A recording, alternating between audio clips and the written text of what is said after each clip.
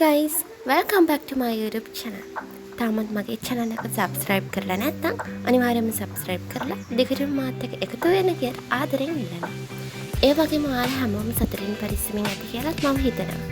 එහෙනම් අපි වැඩි කතා නැතුව අද වීඩියෝ එකට යමු. මෙන්න මේ pocket dictionary එකෙන් තමයි මට අමාරු ඉංග්‍රීසි වචන එහෙම හොයාගන්නේ. ලොකු ඒවා තියාගෙන ඉන්න නැහැ. ටේබල් එකේ ඉත මද නිසා මට මේක හම්බුනේ ගිය අවුරුද්දේ අපේ මාමගෙන් මට ලැබුණ gift එකක් විදියට. ඉතින් ඕකේ මම දාලා තියෙනවා whiteboard pens, highlight pens ඔන්න ඔය ටික.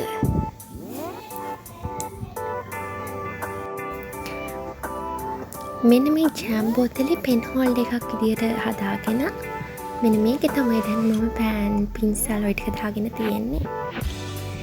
ඊට පස්සේ මේ බොක්ස් එකේ තියෙන්නේ මම එදිනෙදා පාවිච්චි කරන ස්ටිකි නෝට්ස්. හැබැයි මෙන්න මේ කීටැක්ස් නම් මම එදිනෙදා පාවිච්චි කරන්නේ නැහැ. කියන්නේ මම මේ ටික ආසාවට එකතු කරගෙන තියෙන්නේ. පාවිච්චි කරන්නේත් නැහැ. මම ඒකට ආසාවට තමයි එකතු කරගෙන තියෙන්නේ. ඉතින් ඔය වගේ තුනක් තියෙනවා. ග්ලූ ස්ටික් මෙන්න මේ වගේ දේවල් තියෙනවා ඉතින්. මෙන්න මේක මගේ ශිෂ්‍යත්ව විභාග අංකය. තාමත් 2019 ඉඳන් මගේ ගාව මේක තියෙනවා. මෙන්න මේ ටික තමයි මගේ ටේබල් එකේ තියෙන්නේ. වැඩි පොත් නම් නැහැ. මම පාවිච්චි කරන ටික විතරයි ටේබල් එකට ගන්න. ස්ටඩි ටේබල් එකේ ඉස්සරහම මගේ ස්ටා ප්ලෑන් එක ගහලා තියෙනවා.